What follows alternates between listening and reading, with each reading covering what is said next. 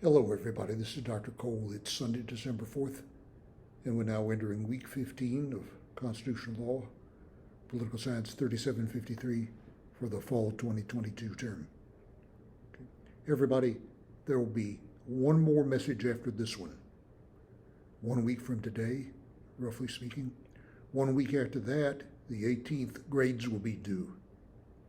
So by then there won't be much point to getting another message out. So the last time I will be speaking to you through one of these video clips will be about a week from now, on or about the 11th. All right, what we have left, everybody, we have a quiz, a final exam, and term papers.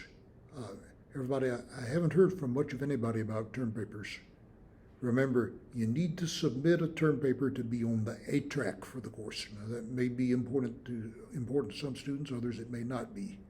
Okay, but we're getting a little bit late in the day. I would like to have those, if any of them are going to be submitted, by along about the 15th, Thursday the 15th. Grades are due Sunday the 18th, so that would give me a day or two to process them all, go through them, and get grades on any term papers that may be submitted. So please keep that in mind. We have our 7th and final quiz Tuesday. The subject matter is an article about affirmative action from the New Yorker magazine and website. Okay. I hope you will have taken a look at that and tried to access that link by now. If you have any trouble accessing that article, please contact me, because you'll need to have looked at that article. That is the entirety of the material for the last quiz. I believe the title is this the End of Affirmative Action, or words to that effect, by Nicholas Leman. So please be sure you've taken a look at that, and if you have trouble accessing it, please contact me. The final exam will be on or about the 13th and 14th for 48 hours. The material will be the class notes for lectures 13 through 27, a little bit more material than for the midterm exam, plus the material we asked you to look at for quizzes 4, 5, 6, and 7. Okay? But it will be similar in format, more or less exactly the same, to the midterm exam. All right, everybody, for this week, all we have on the syllabus is the class notes for lecture 27. We had mentioned the big affirmative action issue last week, but those cases are covered in this week's class notes, and there's only one set of notes, the class notes for lecture 27. I'll mention a couple of the highlights there. The Bush versus Gore case is discussed. That's not a race relations case or affirmative action, but the 14th Amendment was invoked. So that's worth taking a look at for at least a few minutes. On affirmative action, everybody, in employment, the big decision is Griggs versus Duke Power from 1971. That is the decision that says that any measurement, test, or criterion that you use for an employment decision has to be job-related. And if it's not job-related and it's discriminatory in effect, it can be thrown out as unconstitutional.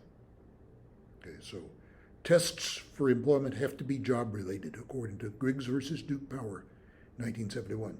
Now, the Supreme Court at one point drew back from that and said it wanted the criterion to be discriminatory intent instead of effect. But Congress changed the civil rights legislation with the Civil Rights Act of 1991, which was the occasion for a big political controversy back when Bush 41 was in office, probably before the lifetimes of many of you, in 1991. Daddy Bush, of course, the father of George W. Bush, who many of you may be more familiar with. But the Civil Rights Act of 1991 restored the standard of Griggs versus Duke Power from 1971, when the Supreme Court appeared to have backed away from that. But their decision was based on an act of Congress, the Civil Rights Act, not the Constitution. So Congress came along with another Civil Rights Act to restore the standard of Griggs versus Duke Power from 1971.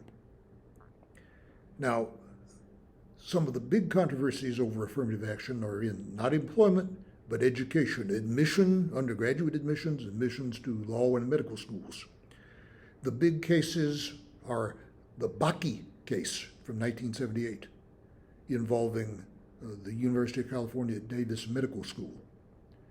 Then there were the two Bollinger cases involving the University of Michigan. Then the Fisher versus University of Texas cases, which the Supreme Court heard twice. And now, as of October 31, we've had the two cases brought by the organization Students for Fair Admissions against Harvard University and the University of North Carolina. And is expected that the Supreme Court may declare unconstitutional race-based affirmative action in university admissions. Okay, so we asked you to look at an article and discuss that issue. We're going to look at yet another article for the quiz in a couple of days on Tuesday the 6th. The very last thing in those class notes is the Bostock decision from just a couple of years ago involving the question of discrimination due to sexual orientation. Very interesting because the majority opinion was written by Justice Gorsuch, who used his textualist approach in that case. Something we talked about at the very beginning of the term, his own version of originalism. All right, so we have a quiz on Tuesday. That'll be our last quiz. We have the final exam and a term paper for those who wish to submit one to be on the A track for the course. Other than that, we'll be talking to you once again a week from now at this time. That'll be our last video of the term. Please contact me with any questions, problems, or issues at david.cole@OPSU or through the course website. Everyone, please be sure you have taken at least 5 of the 7 quizzes. If you need to make up any of those quizzes, I can open those up for you at any time, so please contact me. Otherwise, we'll be talking to you one last time about a week from now at this time. Good luck, and we will be talking to you once again about a week from now.